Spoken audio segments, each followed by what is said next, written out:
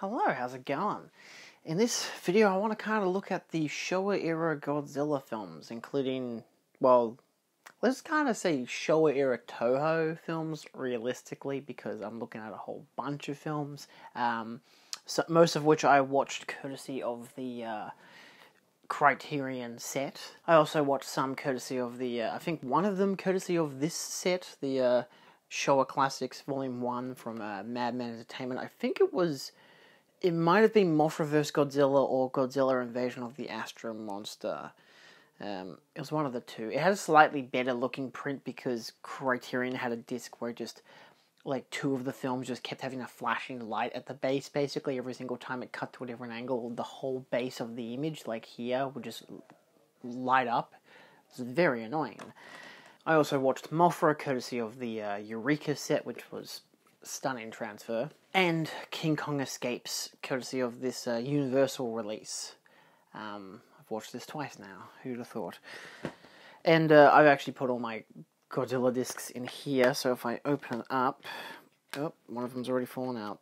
It's never a perfect system, but if I'm not mistaken, yeah, so Mothra vs. Godzilla, Ghidorah the Three-Headed Monster, and Invasion of the Astro Monster, that disc has a lot of technical issues.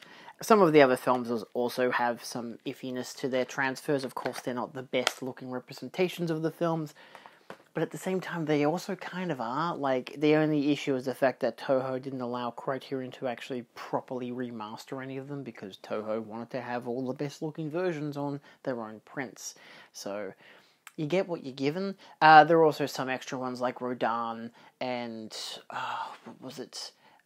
War of the Gargantuans and Frankenstein Conquers the World, all of which I watched exclusively on the Criterion channel because they had all of those on there, which was wonderful. Very easy way to watch it. It's tricky. I want to break this down by releases, but I'm not going to do that. I'm going to do a ranked list instead. I've got 20 films written up here. There's technically 12, I think, in the actual initial Showa-Era set.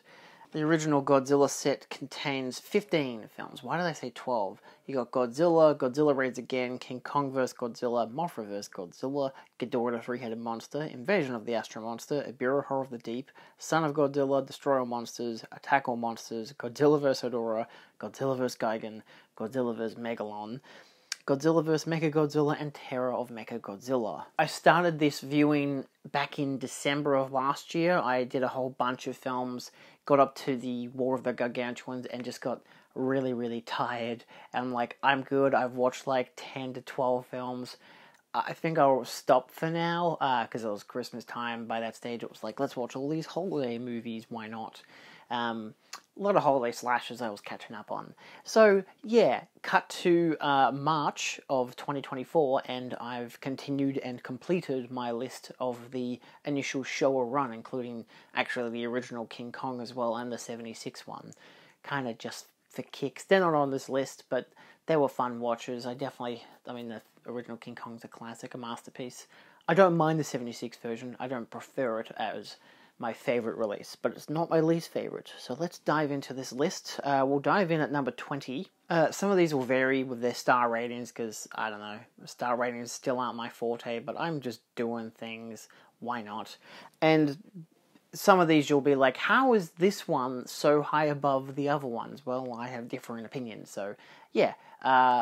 I want to do a ranked list. I'll go through those, and then I'll kind of discuss what I thought of the progression from the original Godzilla all the way through to Terror of Mechagodzilla.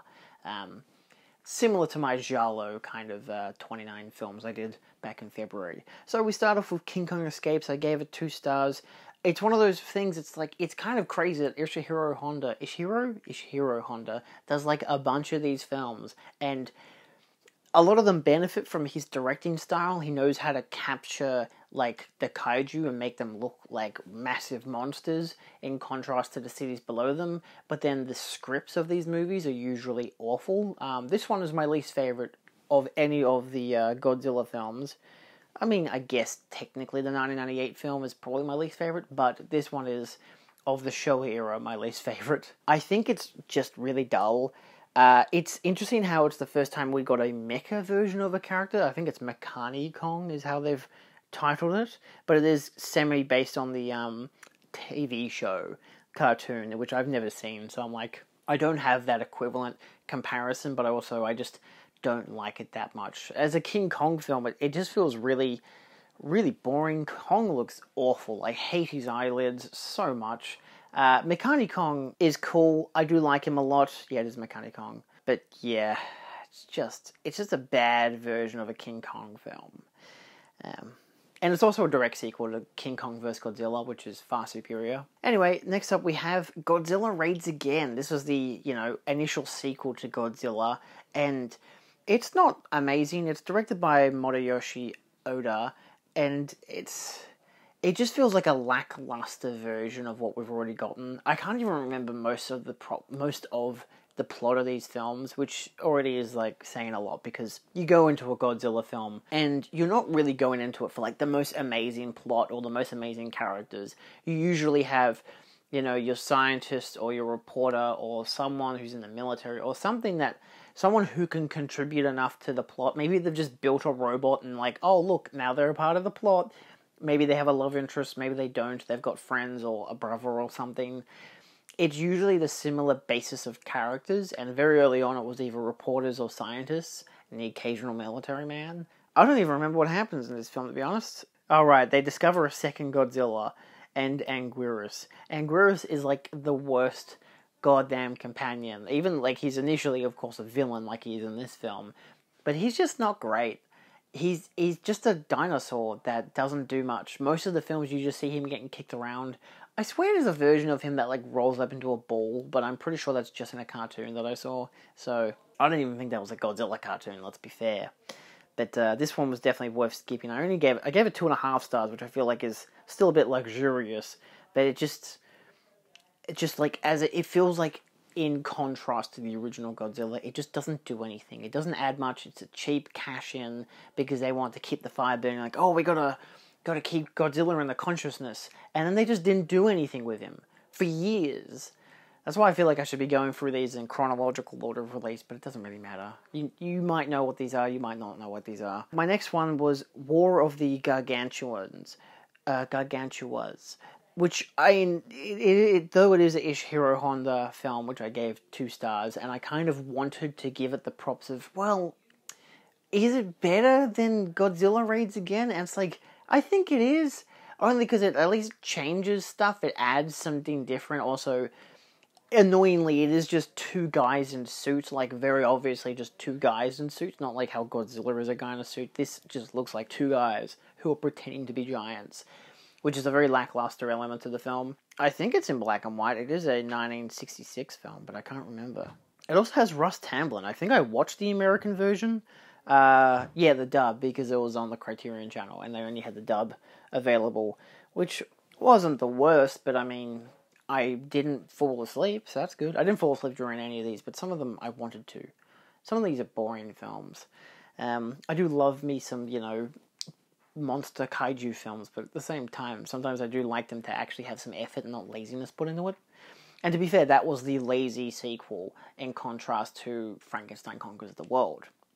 Then we have Rodan, another Ishiro Honda film. This I gave 2.5 stars. It's perfectly average. It suffers from having a really weak film print, because the Criterion version that they had is really dark. It's cool to kind of get an origin of what Rodan is as a character, because he is just a giant bird, but he's like, in the MonsterVerse films, he's a giant flaming bird, and that's really cool.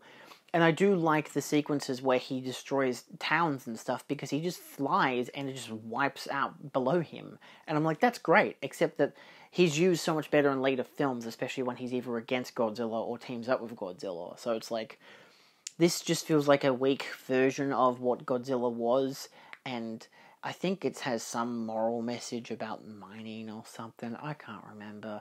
A lot of them have that thing of like, oh, atomic, problems and mining is bad, and pollution is bad. That's the one they go to by the 70s. That's like, pollution bad. They got to have their strong moral message to some degree. But Rodan is interesting. I don't think it's a great film in terms of how it's captured, but it does have some fun elements to it, and I don't know, it has some life to it at least, which I can give it some props for. It's also got a slow burn reveal of Rodan, which isn't great. So yeah. Anyway, then we jump all the way to the 70s with Godzilla vs. Megalon. This one's not great, mostly because Godzilla's rarely in it. Again, I gave it 2.5 stars. It's directed by Jun Fukuda. It's very much a pilot for a TV show with, what's his name? Jet Jaguar, the robot man, who's a cool guy. He looks terrifying. Like, he's got these grilled teeth, which is just a nightmare to look at. But the film itself is like, how do I even describe it? It's a kind of exactly what you think it is. By this stage in the Godzilla canon, we've hit the 70s, we've hit the pollution bad, most of it's just people in suits pretending to be fighting in the hilltops of Japan, just outside of Tokyo. Just outside. You can't see Tokyo, but it's just somewhere over there. It doesn't matter. This isn't like a quarry or anything, or just some backlot filled with dirt and twigs and shit. Don't worry about it. This isn't a backdoor pilot for like a TV show starring a robot. This isn't boring as shit. You know, the monster even is awful. Like, there are some great miniature effects, and I do appreciate so much of the miniature work that they put into these movies. No matter how boring the film is, or how bad the plot is, or how bad the characters are, or how cartoonish it is, because, to be fair, especially by the late 70s, it's pretty cartoonish, because it's mostly meant for kids. But at the same time, I'm still trying to appreciate these as films, even if I'm not specifically the target audience. Yeah, the Megalon is bad. He looks awful. He has a bad design. Most of this film, as it is just stock footage from previous films. So they've used footage from like the military is from an earlier film. There's the fight scenes of the planes is from the previous film. Literally, they try to cut it differently so that it looks like it's Megalon fighting, but it clearly isn't Megalon. And ironically, it's Gigan that was actually fighting in those sequences, and you can tell because of his claw. He actually shows up in this film. They like just run out of ideas. They're like, the aliens are going to call on Gigan because why not? You know, by the late 70s, a lot of the time, the villains is usually just aliens. I think this one's one of the unique ones. It's Seatopians. It's an underground civilization of humans that are so advanced because they sunk into the earth and were able to make an artificial sun. And despite looking like a primitive cult, they have futuristic technology like laser guns. And they can contact people from outer space, including the villains from the previous film who died, yet apparently still alive.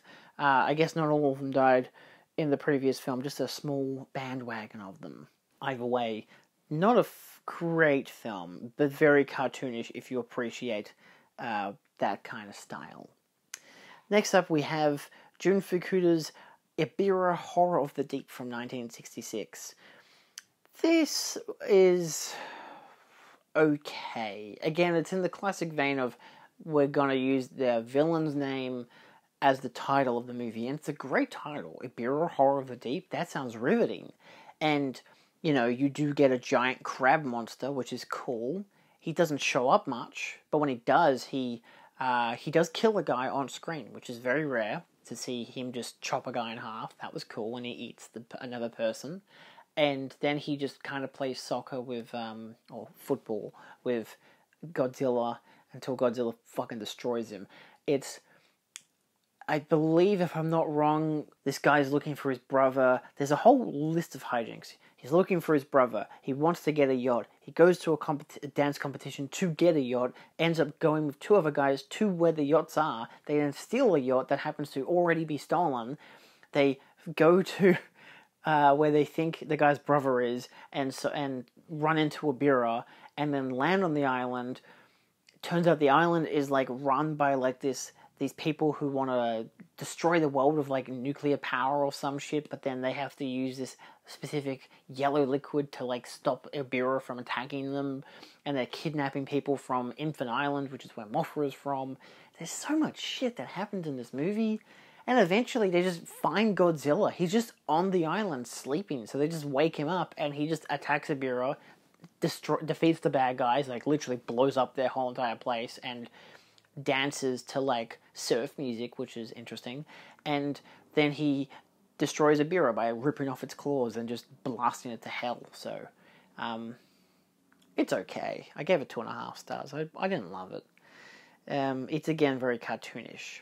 But like the year prior, you had Frankenstein Conquers the World, which is my next film, another Ishiro Honda film. I gave this one 3 stars. I think this is where, like, these ones onwards, I'm pretty happy to, like, potentially rewatch them. Frankenstein Conquers the World is an interesting one because it's the first film that shows the atomic bomb going off in Hiroshima, which is interesting because it starts off with the Nazis giving Frankenstein's heart to the Japanese, and then they get nuked. And it ends up, like, through radiation growing into a kid and then eventually growing into a giant. So it's Frankenstein's heart, but he grows into a human being, and then a gigantic human being who then has to fight a giant monster that eventually shows up. I don't even know what monster it is. I can't remember at all. It's whatever that guy is on the poster. Maybe it'll credit who's in the suit. Probably not. Baragon. Really? Baragon's in this one? Man, that's kind of crazy. I thought Baragon was in a different film. I guess it's in this one. It's an interesting film. It's not the best, but it's definitely interesting. It's a different take. It's a different style. It has an interesting plot as well. It's a bit slow, but it does develop well in the end, and there are some interesting effects. But again, once he just becomes a giant human, you're like, maybe watching a guy who's just a giant guy fighting a guy in a suit, maybe not the best option, direction-wise in terms of creativity and whatever. I mean, they still make him look a bit more monstrous and whatever, but still. Then we have another Ishiro Honda film. We've got 1964's Mothra vs. Godzilla. This one, again, I gave 3 stars. It's a more fun film, sure, but it came right off of the back of Mothra, and it, because of it, suffers a lot, because it's basically just a shitty retelling of Mothra, and then Godzilla shows up, fights 2 little Mothra fucking pod dudes, and then Big Mothra comes by and attacks Godzilla. It's okay. It's an okay Godzilla film, but he's still the bad guy in this case, because if you don't know, Godzilla starts off as the villain. A lot of the Versus films is him fighting a giant monster, but he's still the bad guy, and then he becomes the good guy. I guess. He just doesn't destroy humanity, or at least that's not really his aim. But in this one, he's still the bad guy. You got Mothra. Mothra's the good guy. Mothra's cool. The final act is pretty fun, but for the most part, it's a pretty bad retelling of the Mothra, which is a far superior film. But then we got 1975, Ishiro Honda's Terror of Mechagodzilla. This one I give credit for at least being Honda's final film, and also the final film of the Showa era. And it does have some really amazing fights, a lot of explosive pyrotechnics. It goes insane on that kind of stuff, because again, you've got Mechagodzilla, you've got this weird fish monster, and you've got Godzilla. There's no help for Godzilla, he's by himself. And I do kind of like that in contrast to Godzilla vs. Mechagodzilla, because in that one he has help. But at the same time, that one has a much more interesting story and came out the year prior. It was a lot more interesting of a film. So I think that this one benefits in contrast to Mechagodzilla, because, like the original Mechagodzilla, because it's straight off the bat. We already know what Mechagodzilla is, but then he's not there all the time. He's in repairs, then he fights, then he has to get repaired again, then he fights. This one does have a girl who is part cyborg, who has his control chip inside of her. There are a lot of cartoonish elements like that. But again, Honda does shoot the shit out of this. Like, he knows how to make Godzilla look intimidating and make the monsters look intimidating. So there's props there, but the script is pretty weak. It does have an interesting element, again, with the characters, with the girl who's like the daughter of the scientist who's like trying to control the big sea monster, and he's working with the aliens who are controlling Mechagodzilla and all this kind of weird intercrossing stuff, a lot of spy stuff, a lot of interplay of here and there. A lot of these films are the same by the end of it. It's alright, The next one is 1965's Invasion of the Astro Monster, or just Invasion of Astro Monster. There's not even a V in it. Another Ishiro Honda film. This one again is just came out, comes out straight off the back of Ghidorah the Three-Headed Monster, and ironically neither of these two films have Godzilla in the title, but he's in both of them, and this is just a poorer version of that film. Again, I gave this one 3 stars. We're all in the 3-star territory here. I've seen this film 3 times now, I'm pretty sure. I've logged it twice on Letterboxd. I watched it a couple years back, almost basically by accident. I thought it was Ghidorah the Three-Headed Monster, which I was really wanting to see, but then I watched it in 2022 on the Criterion channel, realized, actually, I already have this, put on the Blu-ray, was watching that, realized, wait, I've already seen this movie, and I was already done by that stage, so I'm like, I guess I'll just finish it off. It's not great, but they do have the Zillions in this one, so there is at least some interesting aliens. They go to Planet X, Rodan's in it. You have the goofy image of Godzilla doing his zero gravity dance. You know, there's some cute elements, and the Zillions are cool. I like their glasses. But yeah, again, it's a weaker version of the film that came out immediately prior, because they're cashing in on Ghidorah and the hype of that. And they're like, oh, we'll add Rodan to it, that'll be fun. They go to space, but then they just get captured in space. Yeah, the plots of these are not worth discussing. It's an okay film, though. I had fun. Then we jump forward in time to 1972 with Jun Fukuru's Godzilla vs. Gigan. Now, most of these I'm pretty up in the air as to which ones I prefer the most. It's kind of almost by mood. Mecha Godzilla, or Invasion of the Astro Monster, or Godzilla vs. Gigan. They're all pretty on par in terms of quality, because they're really the same movie. It's aliens who want to destroy Earth for some reason, whether it's because you're polluting the Earth, we want to remove you from it so we can control it, or we just want to kill you because we can, or whatever the hell it is. They control a monster, Godzilla has to fight them, maybe they control Godzilla at some stage, and then eventually the aliens get defeated and Godzilla snaps out of it and destroys the monsters. It's all the same shit, you know, this is the same. It's Godzilla vs. Gigan. It's a big space monster who's traveling with Ghidorah, and it's Godzilla and Anguirus fighting him. Yeah, the weakest, most boring goddamn creature, Anguirus, has to fight. He just gets kicked around. He doesn't do anything. He fucking sucks in it. He gets beaten up so badly in one of the other films that I think it was the Godzilla vs. Mechagodzilla, that he literally gets his whole entire head ripped off. It's crazy. The benefit of this one is that Ghidorah is there. He shouldn't be. Canonically, he's basically dead. He just kind of shows up with Gigan, I guess, because they're just like, screw it. We've still got the costume. We haven't used him in a couple of years. I think about 4 years he'd been away. So they're like, we'll just do it. Why not? And Gigan's weird. He's a big robot chicken with pointy hands and a razor chest. It's an interesting design. I'm not huge on it. I think even in my review I didn't praise it too highly. I said, Anguirus, you suck, go home. Ghidorah, you're meant to be dead. Now you're mostly recycled footage from other films like Destroy All Monsters, where you died. Yeah, he's mostly recycled footage, which isn't great. But, these films are cheap. Gigan, you're a robot chicken, and Godzilla, stop speaking with subtitles. It's weird. Yeah, he speaks in this one to Anguirus, and they have subtitles, and again, it is weird. Anyway, moving on to some more interesting stuff. We've got King Kong vs. Godzilla, the Ishiro Honda film. I've watched it twice now. I gave it 3.5 stars. It's still quite fun. It does barrel down to basically being 2 guys in suits pretending to fight on a big mountain. Very dirty. I did watch the Japanese version both times. I've only ever seen the Japanese version, which is in the Criterion set as a part of the supplementary disc.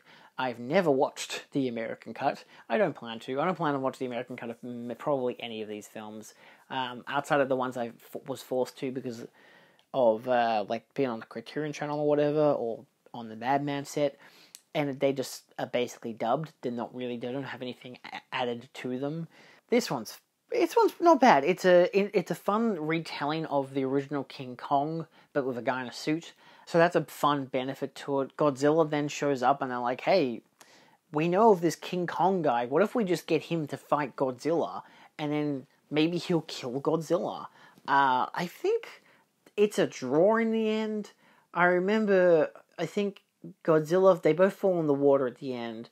Godzilla, I think, stays in the water and King Kong swims away. So it's kind of a happy ending, but I did hear that there were different endings on both cuts where Godzilla wins in the Japanese cut and King Kong wins in the American cut, but I've seen the Japanese cut and I'm pretty sure King Kong wins. Either way, they both still survive, so it doesn't really matter. But there's some pretty fun stuff. They do destroy Osaka, which I find amusing because I've been there and I'm like, hey, I know that place. My cousin's there. So there are elements to it that I find to be quite fun. And King Kong's not bad. The tribal stuff is pretty decent, you know, the whole Skull Island stuff, you know. So, you know, it's not a bad way to introduce King Kong into this universe and then to have him come back for King Kong Escapes, and that movie sucks, but hey, Makani Kong, and they fight on Tokyo Tower, so there's some bonuses, but not really. Not really. It is a commentary on, like, corporate news cycles and TV and shit, so it still has its, you know, some weird message. Did I mention it was done by Ishiro Honda? It doesn't matter. And then we go to Son of Godzilla from 1967, directed by Jun Fukuda. You realize that a lot of these people did, like, a lot of the same films. Like, it's not like, oh my god, Honda, he has, like, 50 films under his belt. How cool is that? And it's like, oh, like, 20 of them are just Godzilla films. I mean, he still knows how to make a good Godzilla film, but my god. You know. Son of Godzilla is an interesting one. A lot of people don't like Manila. Sure, I like Manila in the Heisei era. I like when he looks cute and doesn't look stupid. He's a tricky one. I do enjoy this film. I gave it 3.5 stars. I find it to be fun. There's elements to it where it's just like, you know, fuck it. Like, it's about a guy on an island. There's a scientific team who are trying to basically change the climate, and it so happens that these weird radioactive like waves are like destroying like their technology, and it turns out it's Godzilla's son just coming out of a goddamn egg, and then he's basically a big inflated potato who gets bullied by giant ants or mantis or whatever the fuck they are. Giant bugs, basically, because of the radiation on the island. It's not bad. It has some fun creature work, which is good. I do like the creature effects. There's a giant spider. Godzilla shows up. He basically bullies his son into becoming a better person. He's like, come on, kid, fucking do something. The kid just keeps crying, which I know a lot of people hate because he just whines a lot of the time. But he does have his, you know, atomic breath donut ring, and then eventually learns how to, you know, in his character arc, there's a character arc for a monster. Who would have thought it? He does actually, you know, shoot an atomic breath. The film itself is fine. It ends very weirdly. They just get frozen. Doesn't really matter. It's okay. I had fun with it. You know, sure, Manila is ugly and he's annoying, but it has some fun monsters. What can I say? You know, if you were a baby, you know, born into a world where you've got gigantic monsters trying to eat you, how would you act? I don't know. He's not, like, out the womb, like, the coolest dude. I was literally questioning the whole time, like, wait, is Godzilla a guy or a girl? And canonically, he's a guy, so yeah, I don't know where the egg came from, so let's just not ask that kind of a question. Anyway, then we go to 1974 with Jun Fukuda, same guy. He's Godzilla versus Mechagodzilla. So this was his final, I think he's one of his final Godzilla films. He did direct 31 films in the end. And Zone Fighter, which I did not watch, from 1973, which is the TV show with, I think, was that a Jet Jaguar? Maybe not. Yeah, no, this was, I believe, his last film as well for the Godzilla verse. But it's not bad. I liked Mechagodzilla. I liked the classic design. Like, you can't go wrong with the classic design. I do like the Heisei era ones, and even the he's in the Heisei era? Yeah, because he's in Terror of Mechagodzilla 2, I think. Or is it Mechagodzilla vs. Mechagodzilla 2? It doesn't matter. It's weird that they call it that. And then, yeah, he's in the Millennium series as well. I just love his classic design. You can't go wrong. It's still the classic, it's aliens controlling Mechagodzilla, and because they've built him to destroy the world so they can inhabit it themselves because pollution bad, that kind of bullshit.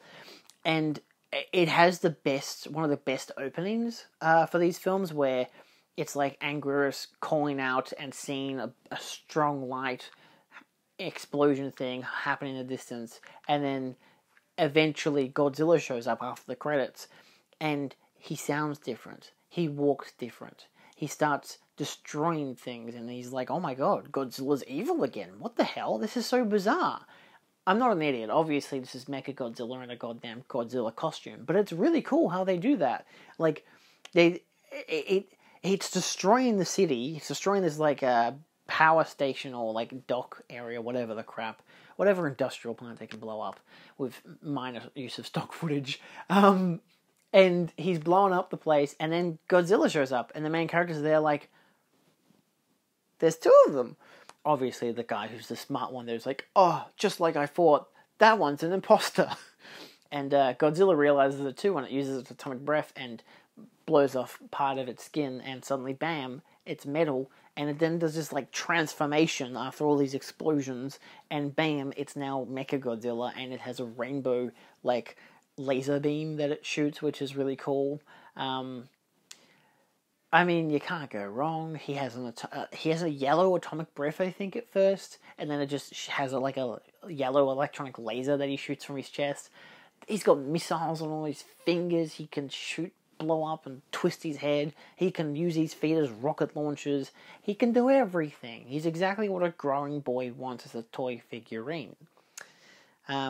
He's pretty cool. I think there was a third enemy in it. No, there's a prophecy that there's this whole archaeological thing, and there's this ancient Japanese family, and they've got this prophecy, and this woman sees a vision of a monster destroying the city at this time and this date. And I thought in the vision it was Ghidorah, and it turns out it wasn't. It turns out the monster is King Caesar. Yeah, King Caesar, because Anguirus is in this one and gets beaten to hell. But then King Caesar comes out of a mountain, sleeps through most of the fight, and then Mechagodzilla gets destroyed in the end by Godzilla, because Godzilla is obviously the better one, and the aliens get defeated, blah blah blah blah blah. Regular shit, 3.5 stars, pretty fun. Mechagodzilla kind of slaps. Yeah. Like, again, in contrast to Terror of Mechagodzilla, which is A, a better title, and B, has better direction, it has a much more interesting story, I think. The Godzilla vs. Mechagodzilla, like the whole prophecy shit, it's all bullshit stuff, but it's like, I don't know, it's interesting. They go on a cruise at one stage just because they're trying to escape from the villains. Oh, the villains won't know that we're on a different boat. I didn't even know they were getting on a boat. They're just suddenly on a cruise liner. Genuinely on a cruise liner. There's a whole like stock footage of like basically an ad for a cruise liner. And then people get murdered on that boat. It's kind of fucked. But, yeah, I don't know. By this stage, they're also like Godzilla bleeds, and he bleeds heavily. There's like black blood coming from the aliens. There's a lot of crazy shit like that. I think this is the one where when they kill the aliens, they turn into their original forms, which is like partially monkey men. Because initially, like the aliens in these films was like zillions and stuff, which just look like regular, just look like Japanese people with sunglasses on, basically. And eventually they're like, oh, we're actually using filters to disguise ourselves. So in some of the films, they're cockroach people, or just cockroaches that are just gigantic. Sometimes they're just alien monkey men that are green. Like, there's just weird shit like that, you know? I think one of them, they're slug people. You know, there's all kinds of different shit that they do. But they're like, oh, we'll just pretend that they're they look human. And they're actually secretly aliens that are actually aliens. Like, different kind of little monster thingies. So, I don't know. It's goofy as hell. And then, everyone's least favorite Godzilla film. Ishiro Honda's 1969 All Monsters Attack. Which I gave 3.5 stars. Yes, I actually like this film. I'd never seen it before. Firstly, it's 70 minutes, which is a breeze.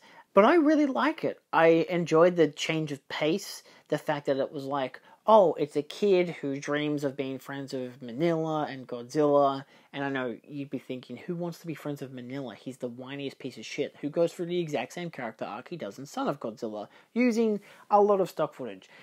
So yeah, a lot of criticisms that were of this film. Manila sucks. He's noisy and annoying. Who wants to dream about being with friends with Godzilla when they can just be with Godzilla? He literally, takes Pan Am to get to Godzilla. It's hilarious.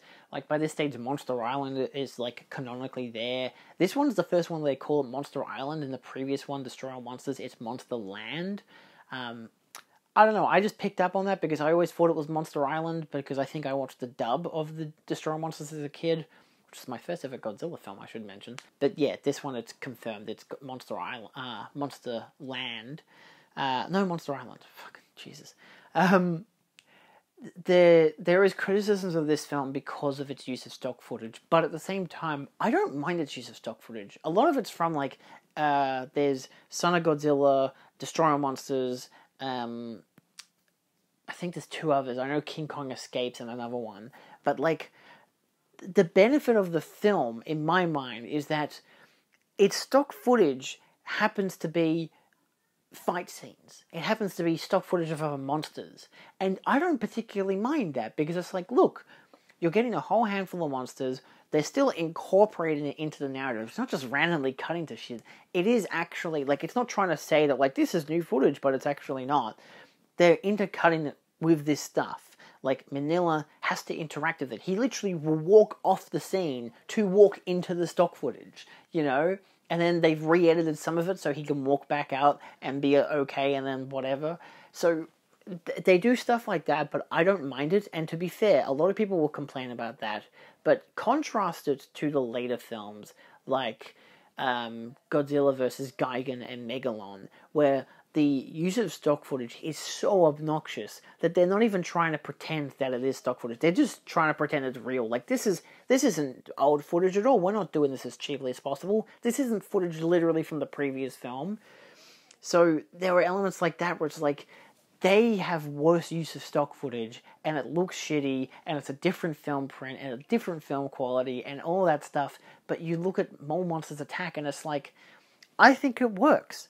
I think its use of stock footage is fine. I think the story is fun. It's a kid who gets bullied at school, who wants to stand up to his bullies, and in doing so, his lesson is that he dreams that he's hanging out with Manila, who teaches him, by teaching himself, that you can stand up to your bully. He literally calls his bully Gabara, who's a monster exclusively for this movie, who looks cool, and can electrocute people with its hands, And then, of course, because they have a subplot, wonderfully, the kid gets kidnapped by people who have, stolen 15 million yen, which was set up at the start of the film, and he ends up getting kidnapped by them and gets them arrested in the end. So, and he stands up to his bully, all because he dreams of hanging out with Manila.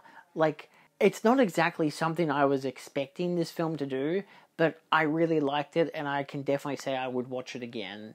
I enjoyed it. I thought it was fun. I thought it was cute. I liked its moral story about bullying and standing up for yourself. It's very on the nose, but it's a kid's movie. I get it, I don't care. I thought it was fun. You could technically say there's an hour of actual footage and 10 minutes of stock footage, but I'm also I don't fucking care, dude. It's cool. I enjoyed it. And yeah, Manila's still annoying as shit, but I'm also I don't know, man. I still dig him. He's just a guy who's just trying to live his life and trying to become like his dad. And even his dad is just dude, you suck. Just try to be better, please. Anyway, if you didn't like that movie, you'll love this one. It's called Destroy All Monsters from 1968, directed by Ishiro Honda. It is... I kind of feel like I prefer All Monsters Attack over Destroy All Monsters, but Destroy All Monsters does benefit from the fact that it's a more interesting plot. Its human story is boring as shit.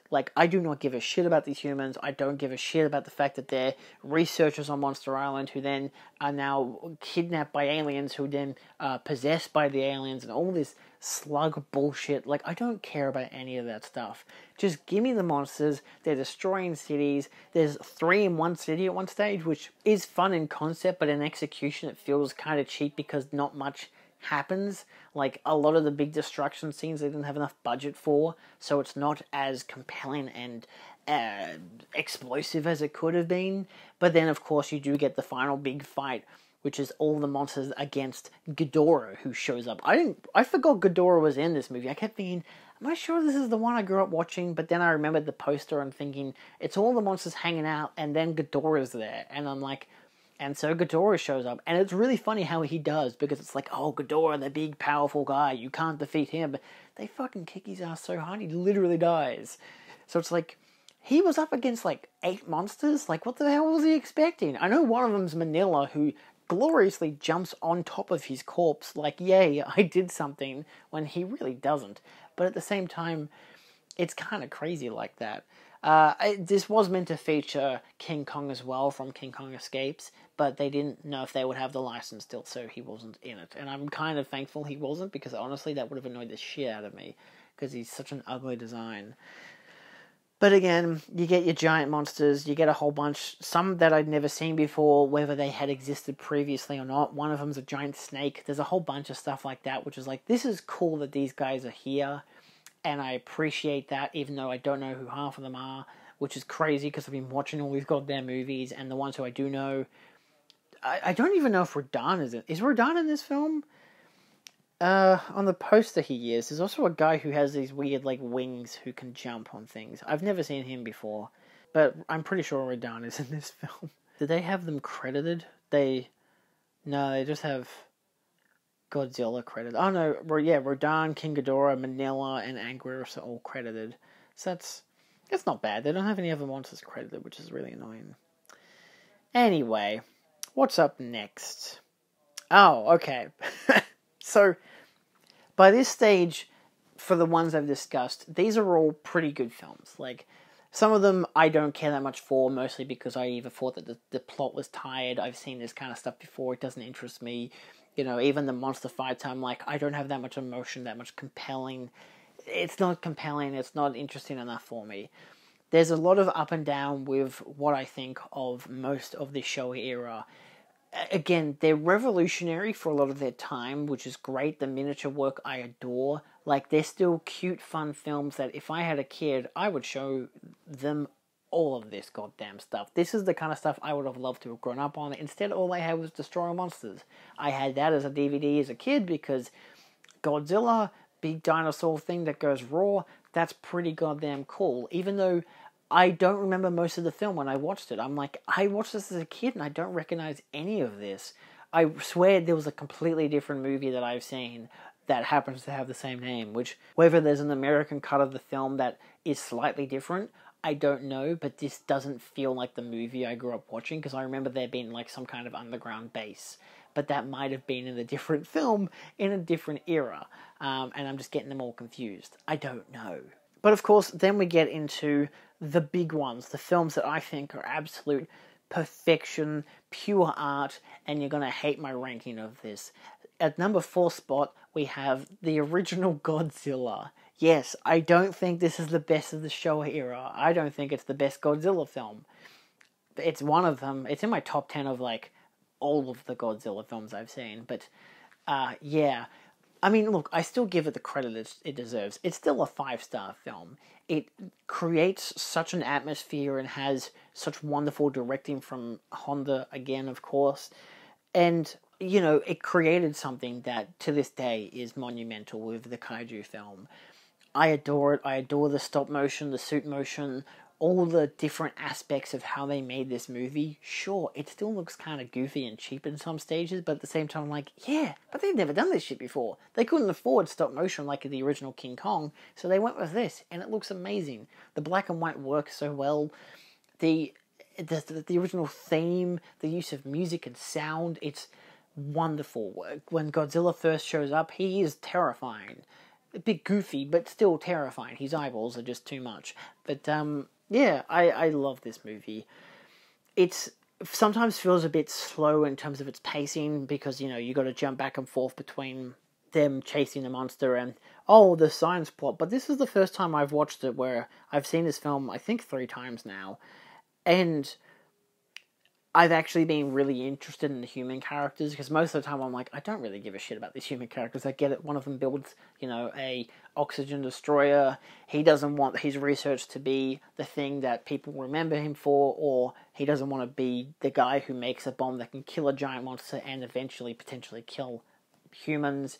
It's a thing that's discussed in Godzilla Raids Again, where they're like, oh, this guy who was related to the scientist who died, why, what did he use? It's like, oh, he used this oxygen destroyer, but he died with all of the receipts, so we're gonna have to do something else. Oh, look, there's another monster. So, yeah, but look, you can't go wrong with this film. It's a classic. It is a masterpiece of cinema, of monster movie history, of everything. It's worth watching wholeheartedly, even if it's black and white. You should just watch it. It's just good stuff, Next up, we have the one that I kind of don't really remember most of what happens in it, but I think I do, now that I look at the poster. It is Ghidorah the Three-Headed Monster, again an Ishiro Honda film from 1964. 10 years after the original Godzilla, you have Godzilla's nemesis, the giant golden dragon, three-headed bloody monster. I had been wanting to watch this for such a long time. I gave it 4.5 stars. I love it. I love the elements of having Rodan in it and Mothra. It doesn't show big Mothra, which is annoying, but it does show the little Mothra guys, and I still dig that. There's still Infinite Island stuff. They use Rodan really well. Rodan's not in a lot of these films, but they do use him really well in this film. There's a whole part near the end where they're all like talking to each other, not with subtitles, just with like actions and the way that they're looking and talking and moving their hands and everything. Like there's like almost like monster sign language. So they're telling each other, hey, we've been fighting this whole movie. There's a bigger threat over there, and it's got 3 fucking heads, and it's gonna kill Rodan. Because Rodan goes off to fight it. And they're like, yeah, we gotta kill this guy. So there's a wonderful team up like that. The human characters, I think, fight aliens again. I know they do for the Zillions. I know Ghidorah is an extraterrestrial threat. I think it's controlled by other aliens. I can't remember. So yeah, this is a spy assassin film for the men, a romance for the women, and monsters for the kids. Ghidorah the Three-Headed Monster is funny because it's got Godzilla, Mothra, and Rodan in it too. It acts as a direct sequel to Mothra vs. Godzilla, which is basically a minor remake of Mothra, minor canon changes aside, and a sequel to King Kong vs. Godzilla, and basically reintroduces Rodan without mentioning the original film. But, and now we have aliens. Yeah, I watched the start of this movie a couple of months prior to this film. I was at my mate's place, and we're pretty baked, and I was just too tired, and I was just like, this is fun, but I'm gonna fall asleep, so I fell asleep. But then, on watching it this time, I'm like, this film's just so fucking good. They do have, there's a girl from Venus, right, the girl who keeps appearing, god, yeah. No wonder the problem with Astro Monster is I've seen it more times, and that's like the one of Rodan and Ghidorah, but not Mothra. And I remember that one more because I've seen it more, and I hate that I've seen it more, but this one is a lot more interesting. Yeah, and Ghidorah is fucking cool. Giant three-headed monster, like, you can't go wrong. Anyway, number 2 spot, we have Godzilla vs. Hedorah, which is a nightmare. It's a smog monster, which sounds stupid as hell. It's a message about pollution being bad, which you think is maybe stupid. Wow, this is one of the rare ones where it's actually directed by someone completely unique. Yoshimitsu Banno, who only ever directed this movie and a random 90-minute film called Cruel Famine Continent. It looks like a documentary. But he also produced a lot of the MonsterVerse films until I believe he passed away. Unless he's still alive, I'm pretty sure he passed away recently, like before Godzilla X Kong before Godzilla vs. Kong came out, but he still had producing credits. This is a gorgeous film. It is so visually striking. Hedorah is a stupid little monster that becomes this nightmarish creature. There are so many deaths on this movie that, like, most films is just a big monster attacking a city, knocking shit down. You're like, oh my god, this is terrifying. But then you see this one and you're like, oh, this is like poisonous gas killing people. And you're just watching them die. They become bags of bones. this story is interesting. It's about a family who are researching fish, and they try to find a way to stop Hedorah. Godzilla, of course, shows up, and even he can't kill this monster because he does one punch and goes right through it because it's made of sludge. Like, smog. But still, it's like, it's a terrifying creature. It can literally transform like a Pokemon. It has terrifying abilities. It can throw parts of itself onto people and they will just burn. Their skin will burn. Like, this is this feels more on the nose about like the atomic stuff than like the effect of radiation than the original Godzilla had. But at the same time, this one's more about pollution and is very heavy-handed on the message. It's like, it has a whole James Bond opening musical number saying, pollution's bad, stop polluting. And that became the message for the rest of the Godzilla films after the fact, basically, being like, oh, these films are all about, like, pollution. And that's also a bit of an issue, because once you go from this film, the rest of them are all, like, just regular kiddie films with a minor discussion about pollution. It's like, it's such a juxtaposition, you know? You've built up to this one, and this one is so insane in contrast to what is most recently prior to it, with like, I think it was like Destroy All Monsters and All Monsters Attack were just prior to it, and then right after it, you get, like, just a bloody chicken monster. Like, you know, it just doesn't really work as well. But in the grand scheme of things, as itself, it is a terrific film. Again, I really got to emphasize the visual style of it is outstanding. It has some wonderful effects works. And it's a really fun, terrifying film. I have never really been scared of a Godzilla monster until Hedorah showed up. I'm just like, why does he have to have such a dumb name? But it also is like, I think it does actually translate to like smog monster or some shit, so yeah. But that's not number one. What's number one at 5 stars? I actually forgot who the director was. Let me double check. Is it? Oh, it is Ishiro Honda himself with Mothra. Yes, the original Mothra is my number one for the Showa-Era Godzilla films. I love it. It has everything I love. It has the beautiful, like, the color, the monster, the fact that it's like, because it's got this great crime plot where it's basically like they discover Infinite Island and it's this tropical wonderland, but then you contrast it to the rest of the films and it's like, no, it's desolate wasteland, let's not talk about it. And they find the 2 fairies, and then the people kidnap the fairies and they put them on a show and they pray to Mothra that Mothra will come by and destroy them, and then Mothra does. And initially, Mothra's a little worm, and you're like, oh, it's just a little worm, what the fuck's it gonna do? And then it shows it next to a ship, and you realize, holy fuck, this thing's huge! And it rampages the city, and it's like, covers it in its stuff, and then just keeps going. Fights off some planes and tanks, fucks off back to the Infinite Island. I think after that, it doesn't, I think it straps itself to a building and, like, uses the string, I can't remember what it's actually called, to cocoon itself, and it becomes Mothra. You get the big butterfly moth thing. I guess it's a moth, isn't it? And it is stunning.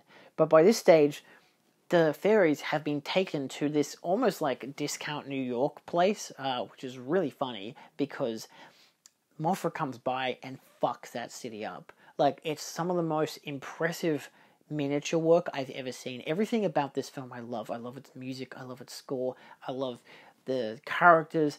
There's like comedic relief. There's so many fun elements to this film, and everything about it is captured so wonderfully.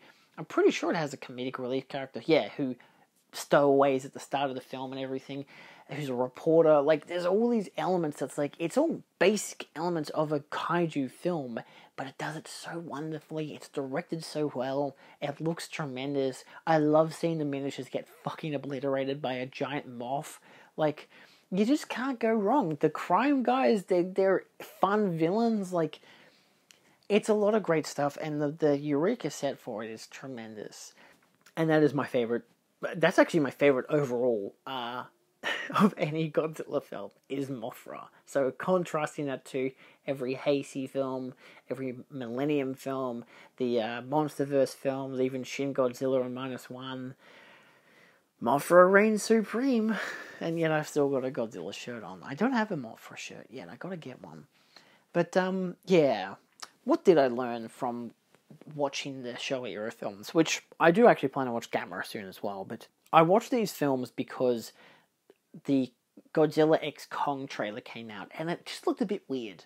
Looked a bit goofy. And I'm like, what's up with that? My mate was like, oh, this is like very clearly a team-up movie like the late 70s Showa-Era. And I'm like, I haven't seen the late 70s Showa-Era. I've seen Heisei. I've seen, like, I went out of my way to watch them all, like, over the past 2 years, including, like, importing in the 1984 film and Biollante as well. A DVD, not a Blu-ray, but still.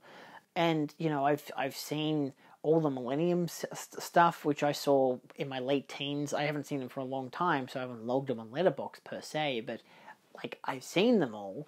You know, I've seen every other Godzilla film, pre and post, like, all the early stuff. The only Showa-Era stuff I'd really watched was the original Godzilla and Invasion of the Astro Monster. I hadn't seen anything else, and I had seen King Kong vs. Godzilla. I watched that before the 2020 Godzilla vs. Kong came out.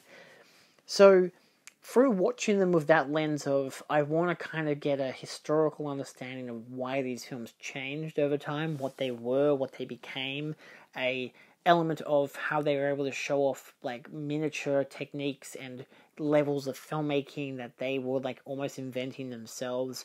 Not exactly inventing, but doing something revolutionary for themselves.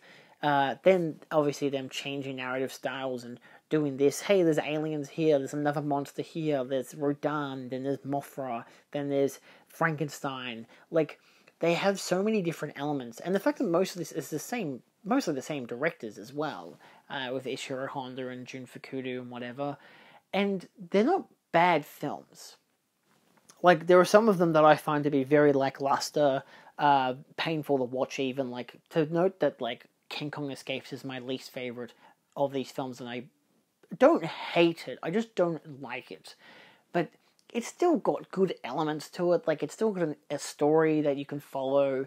It's not really boring, but it's also just not very exciting, at least to me personally. I know there's a lot of people that you look on Letterboxd, and so many people give these films 5 stars because whatever goddamn reason, whether it be nostalgia or just simply, I like this cartoonish shit, this is my jam, there we go. You know? For me, I'm a lot more particular on what exactly I love and how it's shown.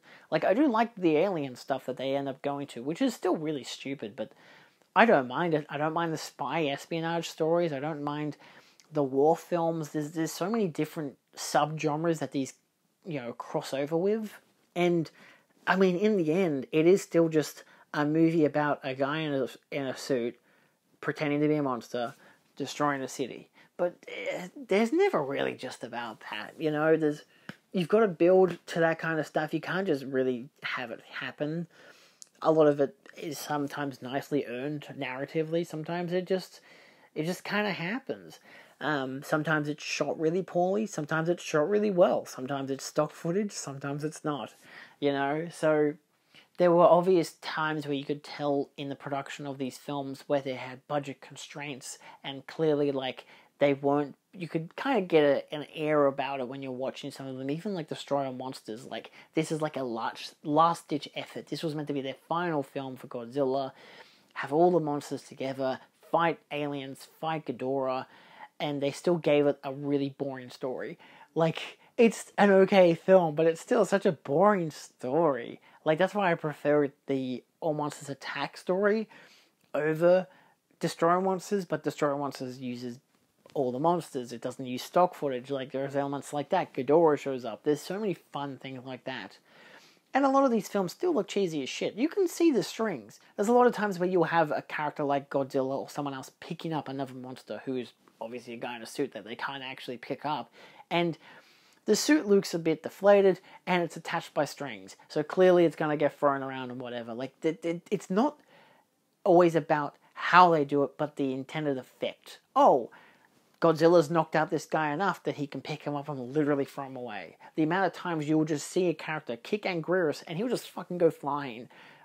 I don't know how the hell he survives, but at the same time, there's a lot of times where I question how humans survive in a lot of these films.